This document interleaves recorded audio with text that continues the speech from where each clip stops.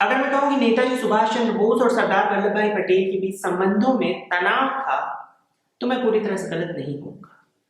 हमारे इतिहास में तो इस बात का जिक्र है, लेकिन मेरा ये वीडियो बनाने का उद्देश्य ये है कि कल को अगर आपको इस बारे में किसी नेता या किसी न्यूज़पेपर या किसी प्रोपेगेंडा फैलाने वाले व्यक्ति के मुंह से सुनाई दे, तो आप हमारे देश के इन दो महान लीडर्स के बारे में कुछ अलग ना सोचने लगे। तो आइए जानते हैं कि भारत के इन दो महान नेताओं के बीच तनाव क्यों था। देखते रहिए। तो बात तब की है जब साल 1933 में सरदार वल्लभ भाई पटेल के बड़े भाई विट्ठल भाई पटेल की मृत्यु हुई।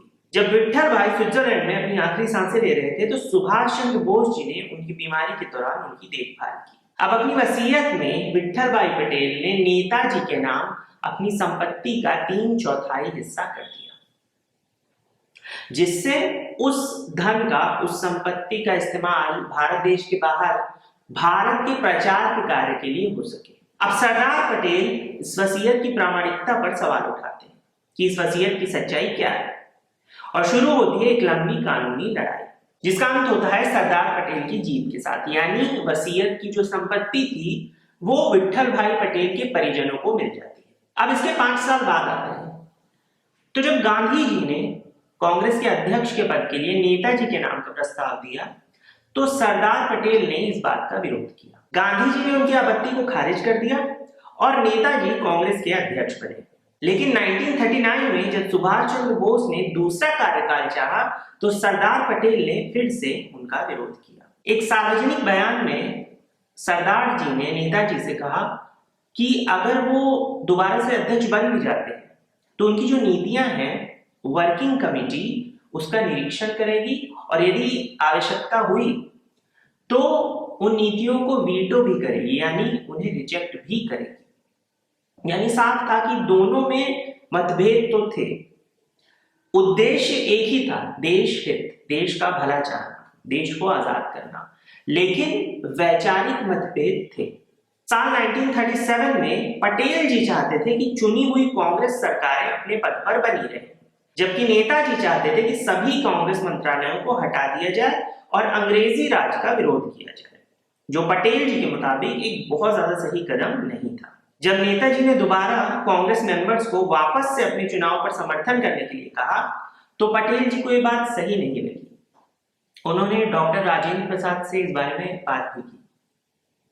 अब क्या बात की वो जानना यहाँ बहुत ज्यादा जरूरी नहीं है, क्योंकि बहुत सारे आर्टिकल्स में और बहुत सारी जगहों पे लोग इन बातों में बहुत ज्यादा जिक्र करते हैं, जो कि बहुत ज्यादा सही नहीं है। क्योंकि हम यहाँ ये जानने के लिए नहीं बैठे हैं कि इन दो महान लीडर्स के बीच क्या बात हो रही थी, क्योंकि आज उसका कोई पॉइंट नहीं है, और ना ही मैं यहाँ प्रोपेगेंडा फैलाने बैठा हूं कि मैं पूरी बात बताऊं कि क्या क्या बातें हुई। ये जानना जरूरी है कि ऐसा हुआ था, लेकिन आज उसका बहुत ज्यादा जानना हमारे लिए जरूरी नहीं है। खैर, जैसा कि कई लोग आप में से जानते होंगे कि पटेल जी और गांधी जी के विरोध के बावजूद नेताजी ने पट्टाभी सीतारामैया को हराकर फिर से चुनाव जीता। लेकिन इस तरह के माहौल में काम करना नेताजी को सही नहीं लगा, तो पहले उन्होंने अपने पद से इस्तीफा दिया और बाद में उन्होंने पार्टी से ही अपना इस्तीफा दे दिया। अब यहाँ ये समझना जरूरी है कि ये दोनों कोई साधारण लीडर्स नहीं थे। हम आज यहाँ बैठकर इनको जज नहीं कर सकते कि एक ने सही किया या दूसरे ने गलत किया। जो इनका योगदान रहा है हमारे लिए और देश के लिए, उसके लिए हम इनके जितने भी आभारी रहे वो कम है। इनका उद्देश्य एक था, लेकिन हाँ, डिफरेंस ऑफ ओपिनियंस वो थे, यानी मतभेद थे, लेकिन उद्देश्य एक था। इसे हम इस बात से समझ सकते हैं कि सालों बाद नेताजी के निधन के बाद 1946 में जब आजाद हिंद फौज के सोल्जर्स देश लौटे, तो सरदार पटेल ने इनकी काफी ज्यादा सहायता की। या शायद सरदार पटेल ही वो एकमात्र नेता थे जिन्होंने आजाद हिंद फौज के मेंबर्स के राहत और पुनर्वास में इतनी ज्यादा दिलचस्पी ली। उन्होंने नेताजी के बलिदान और देशभक्ति को ज्यादा महत्व दिया, बजाय अपने और नेताजी के जो मतभेद थे उन्हें महत्व देने के। आजकल कुछ मौका परस्तों या आजकल की जो राजनीति है उसमें इस तरह की बातों का इस्तेमाल करने वाले कुछ लोग मैंने देखा है कि ये कहते हैं कि सरदार पटेल ने इसलिए आजाद हिंद फौज की मदद की क्योंकि उस वक्त सुभाष चंद्र बोस जी की जो लोकप्रियता थी वो चरम पर थी। लेकिन अगर ऐसा है तो कोई भी दूसरा बड़ा नेता आगे क्यों नहीं आया था आजाद हिंद फौज के जो सोल्जर्स थे, जो कर्मी थे, उनकी मदद करने के लिए? केवल सरदार पटेल ही क्यों आए? खैर, जब नेताजी देश के बाहर थे निर्वासन में और देश के लिए काम कर रहे थे, तो भी पटेल जी ने उनकी बहादुरी की काफी प्रशंसा की थी। राजनीतिक असहमति के अलावा इन दोनों में वैचारिक मतभेद भी थे। जहां नेताजी समाजवादी योजना में ज्यादा विश्वास रखते थे, वहीं सरदार पटेल जो थे वो प्राइवेट एंटरप्राइज यानी निजी उद्यम को ज्यादा पसंद करते थे, या उनका ज्यादा झुकाव उस तरफ था। इसी के साथ गांधी जी को लेकर भी इन दोनों के जो ओपिनियन थे वो काफी अलग थे। जहां नेताजी की नजरों में वो उतने ज्यादा आवश्यक नहीं थे, वहीं सरदार पटेल की नजरों में गांधी जी का काफी ज्यादा महत्व था। यानी ऐसा कहना गलत नहीं होगा कि इन दोनों लीडर्स में देश हित के अलावा कुछ भी एक जैसा नहीं था।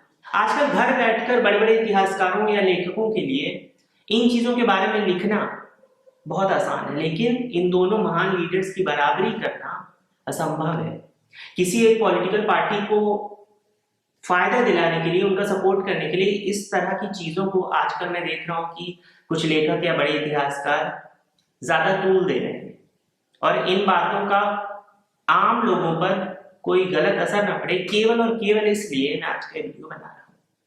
आशा है आपको ये वीडियो अच्छा लगा होगा। अच्छा लगा तो प्लीज मेरा चैनल सब्सक्राइब कीजिए, वीडियो को लाइक कीजिए, दूसरों के साथ शेयर कीजिए और कमेंट करके मुझे जरूर बताइए। मिलते हैं अगले वीडियो में, तब तक टेक केयर।